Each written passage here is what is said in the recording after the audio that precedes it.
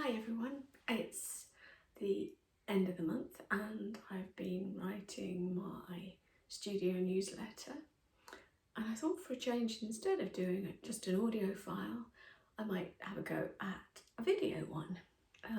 So here goes. Probably be rubbish, and I'm a bit bummed up because ironically for a landscape painter who loves walking, I have the most awful hay fever. I've got very runny eyes and a bunged up nose, so I'm hoping I'm not too snuffly. So it's been a good month. I've had a lot more time in the studio than I have for absolutely ages, which has been great. It's been hectic. I've been trying to get some work finished for various shows coming up over in the summer. I'll tell you more about those next month, but they're quite exciting, so I'm pleased about that. So I've been making work, finishing work, waxing, sealing, framing, painting frames, just doing all the stuff, and it's been pretty hectic actually. And I'm also prepping to run my landscape painting course next week at Lund Studios, which I'm really looking forward to. So I've been doing that today. If you didn't know about the Lund, by the way, it's a really fantastic venue for arts courses. They run a fantastic program, really good program with some really interesting artists, and the Lund is a special place. It's owned and run by Debbie Lone, who's an amazing artist, and by Steve Pumfret as well. So the two of them own and run it, and Steve is the most incredible cook, so you get wonderful food. And it's just a great place, it really is. It's a beautiful studio space, and it's set out on a farm up here in North Yorkshire, not far from Easingwold. So lovely place, and I'm really looking forward to running my course next week. The course is going to be about kind of landscape painting and developing your own practice, but taking its kind of cues from some of the ways I work. So abstracted landscapes rather than super detailed or super realistic ones. But a lot about process and mark making and layering and kind of all that stuff. So anyway, I hope it'll be fun. And yeah, I know quite a lot of people who follow the blog are coming, so I am really looking forward to seeing you guys. So a bit more about the month and the work I've been doing. The studio's very busy. I don't know whether you know, I probably mentioned it a few times in the blog, but actually my studio is very small, and I guess it's about 17 foot long by about kind of 6 foot deep, which makes manoeuvring big canvases quite tricky sometimes. So there's a whole sort of Jenga thing has to go on with me kind of moving a load of stuff before I can do one lot of things, then I have to move it all again to do another. But it kind of works, so you know, it's okay. And I know I'm really lucky to have a studio space, so I am really not grumbling, and it's in a lovely place. I can go out and walk from the door and it's great, so no, I'm not complaining. But sometimes when it gets busy, I could do with a few more inches on me and on the studio, I guess. So I've been getting ready for these courses, and I've also been I've reworked a painting that I'd done a while ago and just wasn't really happy with. There was just something wrong with it. It's in the newsletter, so you can see it then. I could try turning you around, but I'm kind of worried that this will all go to pot, so I'm not going to. Anyway, it's a kind of quite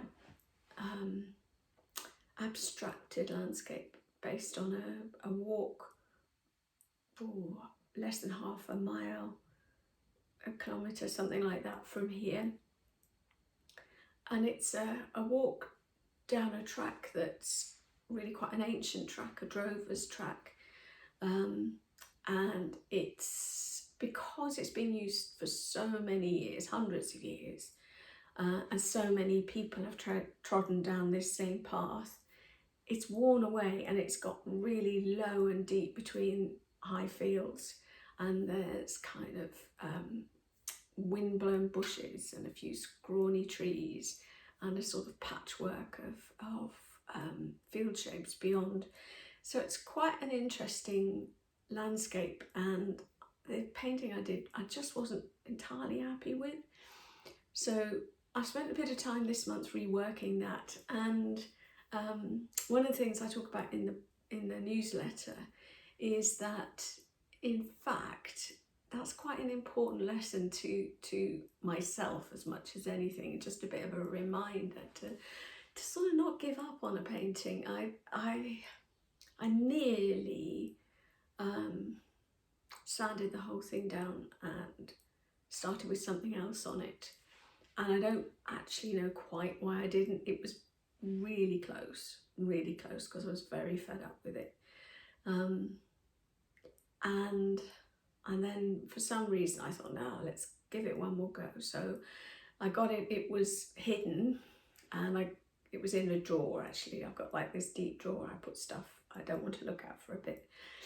And I got it out, stuck it in the studio, not sort of in where I would see it all the time, but where I'd catch a bit of a glimpse of it here and there. So I was sort of living with it for a bit, and that, I find that does really help. So after a little while, I kind of worked out what it needed. And in fact, the daft thing is, after agonising over this blooming painting for ages, it only really needed a couple of fairly minor alterations to make it work. And there I built the drama in the sky a bit. I emphasised the path that goes up through the landscape a bit more and got a bit more movement into it. And there really were quite small adjustments, but they made a lot, well, in my feeling, they made a massive difference. And I'm happy with it now, and I've got it framed, and I'm kind of ready to go with it. So yeah, and I wanted to say that if you are in a position where you get like that about a painting, you're really fed up with it, then I think it needs what I regard as a quarantine period. In other words, you need to put it somewhere where you absolutely will not see it when you're at that stage of being so fed up with it, and you just I don't know what to do with this. Get it right away, hide it, at least turn it so you're looking at the back of it in a corner, stick it in a drawer or a cupboard or in a loft or wherever you can kind of get rid of it, but stick it somewhere so you won't see it. And that kind of quarantine period seems to me it just helps. How long the quarantine is another kind of a question, and I suppose it's about, I guess it's how annoyed you are with it, how frustrated you are with it, and just how you feel. So you just have to work that out for yourself, but it needs a bit of a period when you can't see it, and I think if you do that, it makes such a difference. Knowing when a painting is done is tricky. Doneness is a bit of an odd thing. Some paintings just, they kind of go through a nice flow, you finish them, and everybody would know they were done. They just look done. They look kind of right. They sit happily within themselves, and they just feel confident and okay. And others just drive you slightly nuts, and you doubt yourself, you think you don't know what you're doing, you doubt kind of everything, and that's when you need to go for the quarantine period, I guess. And then when you've done that, you can do this thing of living with it for a bit, and normally then it's quite easy to work out what's wrong, or not wrong, but what needs to happen to make a painting really work. And often it is, sometimes it needs a big bold move, but quite often it's relatively small adjustments really. So rather than giving up on something, sanding it down, or burning it in the fire, or chucking it in a skip or whatever, my note to self is to give those awkward ones a bit of time, and just maybe a last chance to see if you can kind of make them work. Because one of the things I've learnt a lot through my own practice, but also through coaching young artists and emerging artists, is that actually there's very few paintings that you can't rescue, you can't make work in some way. They nearly all will work. You just got to figure them out. You've just got to kind of resolve them. They're definitely a process, and yeah, it's about resolving them, working it out, seeing them through to a conclusion where they kind of feel right. Because I've had a few months now where I've really not had very much studio time at all. I was kind of itching to get going on a couple of big abstracts I've been working on.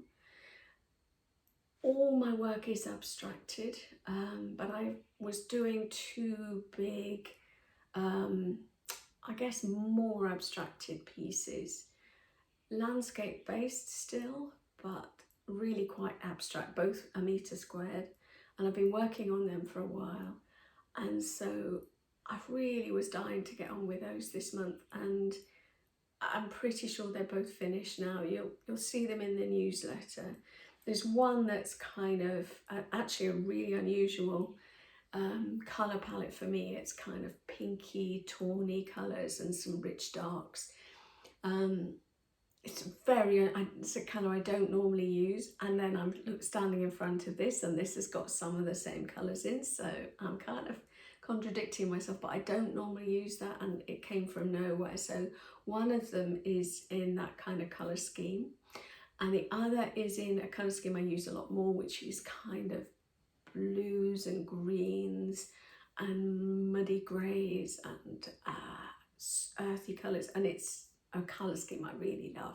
So that's the other one. They're not what I'm standing in front of, but they're in the newsletter, so you can see both of those. And I think they're both done. I might tweak a little bit, but I'm quite excited about both of them. People who follow this newsletter, you'll know that most of my work is made up in tons and tons of layers, and these are the same. There are loads of layers in them, but I've used lots of different techniques as well, and still tried to keep quite a feeling of calmness. So yeah, I hope they work, and I kind of think I've cracked it. I think they do. So there's some kind of process shots and some finished shots. Well, I say finished, but I think finished shots. I haven't named them so far because in fact they're still on the studio walls, but they're that side where you can't see them at the moment. And I'm working on a name for both. Actually, names are hard. I think they can be tricky sometimes. It's a bit like the finishing thing. Sometimes the names they kind of leap out at you, and you know what they should be called straight away. They're just, it's kind of obvious. And other times you really have to think about it. A bit of a tip is that I love music and I love poetry, and a lot of my titles come from kind of lyrics, song titles, and pieces of poetry. So that's a rich source of really good kind of descriptive language and interesting phrases and so on that you can tap into for artwork titles. So if that's something that you sometimes struggle with, a good idea is to go through the collection of, you know, if you listen to something like Spotify or Apple Music or whatever you do, go through your kind of collection of music and just look at the song titles, look at the lyrics. It's a very easy way of doing that now. Actually, it's so much easier than it used to be, because, you know, it's kind of all there, and it's a really rich source of interesting ideas for titles. And I do think titles can be important, because if you can capture the kind of feeling and the thinking behind the piece that you've been doing, it does add another layer to the painting, rather than just calling it, you know, landscape number 2 or whatever it is. So it's worth the time, I think, to get that right. Anyway, so that's kind of where I am with those.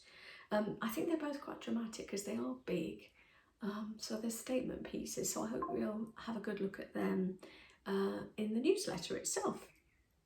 So I've shown both of those, and I think I put in a kind of an in-situ shot for one of them as well. But I'll probably have a bit more information next time. Other than that, I'm trying to think what else I've been doing. We had a really quick trip down to London, and well, it was a family trip. We were going down to see family. Our son's down there, and we love London. I love particularly galleries, museums. There's kind of almost none I don't absolutely love. And one of my favourites is the Victoria and Albert in London, just because it's so diverse. And I think I also like it because it can be quite quiet, actually. Some of the others get really, really busy, particularly over the summer months. But if you go, particularly if you go early, the V&A can be pretty good. And it's just got such a diverse range of stuff, from kind of fashion to painting to amazing artifacts to huge plaster casts to fabulous sculpture. It's just an amazing place. It's very sort of civilized, and I've put a picture of the interior of the cafe in the V&A in the newsletter, because it's so drop dead beautiful. I mean, it's worth going in just for that, even if you didn't bother with anything else. It's an amazing place. So if you don't know it and you're in this country, or you know you haven't been and you'd like to, it's so worth popping in. It's an amazing place. One of the bits I like particularly, there's a gallery. I think I put a photo in the newsletter, which is about metalwork, particularly things like ironwork, and it's got these. Well, I find it fascinating because it's got amazing locks and keys, really intricate lock mechanisms, and they're beautifully decorated. They're not just incredibly intricate and really cleverly designed, but they're so beautiful, and in most cases wouldn't really have been seen very much, but the workmanship and the design is just lovely. And I think that's just really, it's just a lovely thing to see. And there's also big scale things too. There's big wrought iron gates, some really modern ones and some very old and intricate ones. So it's you know, there's hardly anybody ever in there. It's a bit of a niche place, I suppose, but I love it, and I find it, you know, I have a design background as well as art. I started as a graphic designer, illustrator, and I just love the kind of quality of the design in there, the workmanship, and yeah, it's a brilliant place to visit. It's a lovely space, I think. Back in the studio, I am working on these two pieces behind me. These are about the Yorkshire coastline. Maybe these are a little bit more sort of obviously descriptive of that. but still they are quite abstracted, and they will probably become more so. And I thought you might like to see them because these are, I guess, the sort of early to middle stages, and maybe that's quite interesting. So these are both a metre squared as well, and I've really been blocking in kind of areas of colour and tone as well, value differences. Particularly here you can see light and dark areas, and kind of just feeling my way around the whole thing and getting that. They'll change a lot, they'll have a lot more layers on top of them, but yeah, they're on the go at the moment. So hopefully next time I'll have more to show about those two. Anyway, I think that's nearly it. The hay fever is getting to my excuse me, to my voice, so it's probably a good sign to stop there, to wrap it up there. I kind of hope you've enjoyed this. It's a bit of a funny one, a little bit of a audio video kind of a crossover version of the newsletter. I hope you'll have a really good look at the newsletter too. In case you don't know, I do the newsletter at the end of every month. It comes out pretty much at the end, within a few days of the end of each month, and it's free. It's completely free. It's available on my website, which is joyorkart.co.uk, and it's full of it's always full of content. There's always a lot of content, and you can, if you would like to make sure you kind of don't forget about it, you don't want to miss anything, you can really simply sign up. So you can do that in lots of ways. You can go to the website, and there'll be a drop-down box appear pretty soon after you land on the first page, or again it'll come up when you're on the blog page where all my newsletters are. And so really simply you can sign up there. All I need is an email address you'd like me to use, and that's it. I'll sign you up, and you'll get, it's almost always just one email a month. Ever so occasionally there might be one more if there's something really special I want to let you know about. So by signing up, you will always get first access to any shows, any new work. Sometimes I have a few little things on the website, like a limited edition print or some artist cards or something like that. And it'll also be, you know, every time I'm doing a new show, you'll hear about it first. If I'm doing a new course or workshop, again, always goes to my followers first, so they get the chance to sign up quickly. Courses where I do them at the Lund go so fast, so it's kind of useful if you think you might like to do one. Anyway, so really easy to sign up.